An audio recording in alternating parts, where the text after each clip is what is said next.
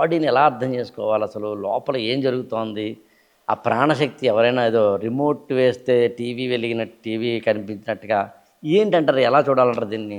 Essence of human body అనేది ఒకటి ఉంటుందండి. ఓకే. అంటే it's not about only the functionality. అంటే బాడీ అది ఎలా పనిచేస్తోంది, మన ఉద్యోగం దీంట్లో వెళ్ళిపోతూ ఉంటాం. But what is like the real essence, what is the intelligence behind that, అంటే దాని బుద్ధి అంటాం, ఇంటలెక్చువాలిటీ అంటాం. So where it resides in the body. మామూలుగా ఇన్ని ఆర్గాన్లు ఉన్నాయి కదా, వాటి పనులు అవి చేసుకోవచ్చుగా. అవును.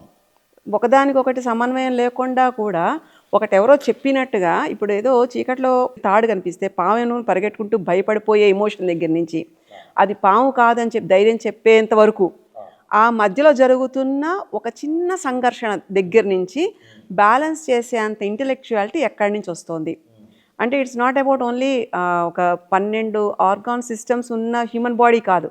దీని వెనకాలన్న ఒక ఇంటెలిజెన్స్ ఏంటి, how it is like running. ఇంతమందిలో నేను మాట్లాడే ఒక హ్యూమన్ బాడీ వ్యవస్థ గురించి. ఇలాంటి ఒక కోటాను కోట్ల జనాల్ని ఒక డాటెడ్ కనెక్టెడ్గా నడిపిస్తున్న యూనివర్స్ యొక్క గొప్పతనం ఏంటి. Just we are a dot on that. So ఇలాగా ఆలోచిస్తే అణువులో ఉన్నది వెతకడం మొదలు పెడతాం, దాన్ని బ్రహ్మాండంలోకి తీసుకెళ్ళగలుగుతాం. అంటే ఒక మర్రి చెట్టు ఉంది, విత్తనంలోనే దాని ప్రాపర్టీస్ ఉన్నాయి.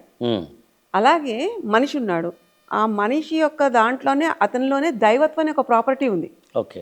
దైవత్వంతో కూడిన దివ్యత్వం, అది తెలుసుకునే ప్రయత్నం కోసమే ఈ కర్మ వలయంలో పడతాం మనం.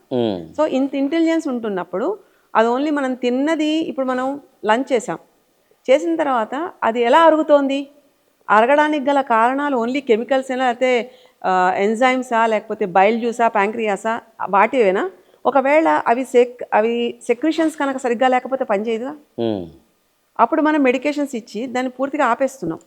అంతే తప్ప దాన్ని రీజనరేట్ చేయట్లా. ఎందుకంటే అది డిసీజో డిజార్డరో తెలియని పరిస్థితిలో, కన్ఫ్యూజన్లో మనం దాన్ని పెడుతున్నాం.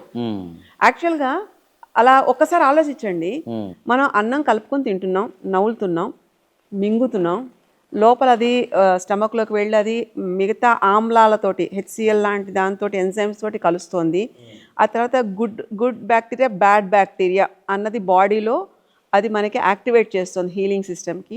ఆ తర్వాత పిండి పదార్థంగా చేసి దాన్ని ఎక్స్క్రిటరీ సిస్టమ్కి పంపించేస్తోంది. యూరిన్ దాని నుంచి అటు వెళ్ళిపోతుంది. అండ్ ఎనర్జీని మొత్తం through blood it carries away. So ఇది ఒక సైకిల్. ఇంత సైకిల్ నడిచేది ప్రతి వాళ్ళకి ఒకటే. ఓకే.